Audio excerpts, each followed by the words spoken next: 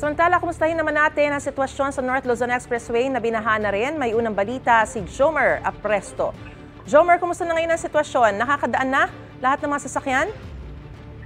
Maris, kaninang mga alas 3 ng madaling araw, nakakadaan naman na yung lahat ng uri ng sasakyan sa kahabaan ng North Luzon Expressway o NLEX. Yan ay matapos humupa yung baha kagabi. At ilang sasakyan nga ang tumirik sa southbound lane ng NLEX sa ilang bahagi ng expressway na sakop ng Valenzuela City.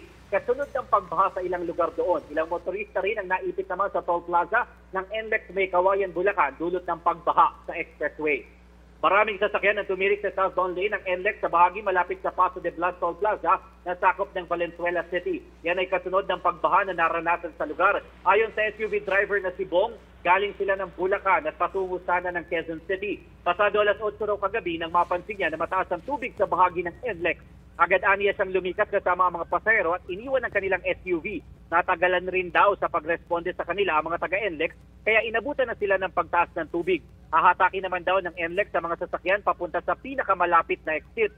Marami ring sasakyan ang naipit sa May Kawayan Toll Plaza bago makapasok sa NLEX. Yan ay matapos isara sa mga motorista ang mga toll booth dulot ng pagbaha sa kasunod na exit na Paso de Blas mag-alas 7 kagabi. Sabi ng truck driver na si Ramil, alas 9 ng gabi nang isara ang toll plaza. Inabutan din ng mahabang pila si Arman na magsusundo sana sa kanyang kapatid sa airport.